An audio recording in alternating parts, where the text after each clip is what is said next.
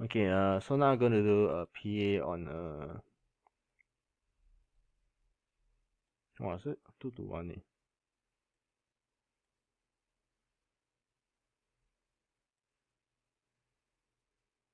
Is it even 1.8 also? Also quite good. Wow. Okay, so now I'm going to do a PA on New Zealand Japan sell, which I'll say this trade I managed is very poorly. Like anywhere here, actually I could have just scratched it. Getting too slow lah, I would say. Like not to my liking. So first of all is overall downtrend. Here they have a V formation. Buyers, V formation. Sellers came back in. Seller struggle. Buyer, stability buyer.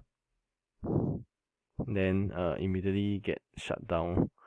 So in this price here, it's like 11 a.m. which is something I don't want to touch. Or next time maybe can take note lah, because I got a 11 a.m. here. It reaches this top.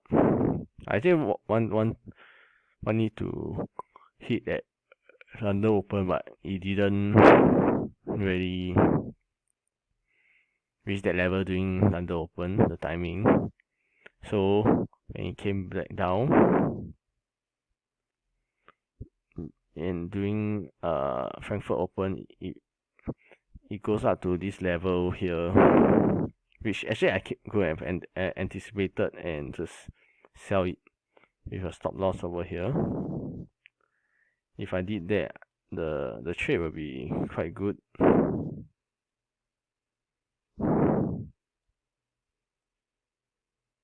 It's like a 2 plus R anticipation. The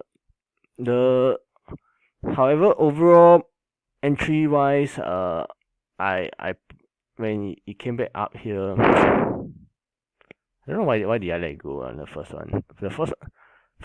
So now what I need to do better is I need to have conviction in my analysis and my trades. The reason why I'm so wishy-washy and always trying to, like, the more fearful I am, the more I lost actually.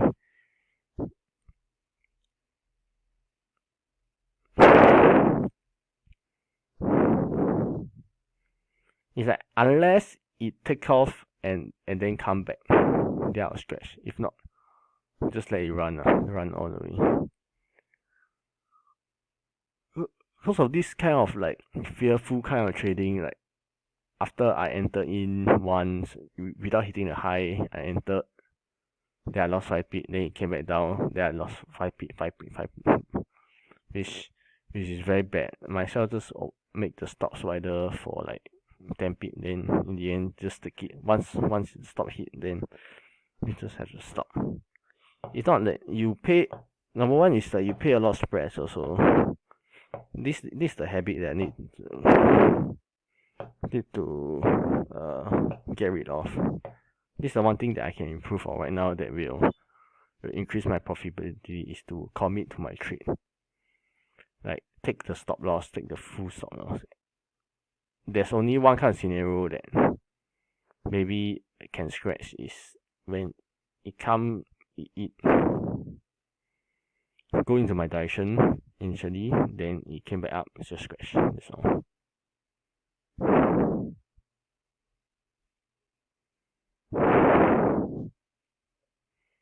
That's one way to improve. But overall, my read is okay. This formation, this is the test phase that takes very long, but once you break down, it's a higher time frame. Buyer is in, so anything just keep shorting. Come out, it came out anywhere under here, just short. Okay, that's one thing. Maybe next week go short. Unless it came back very strong. Okay.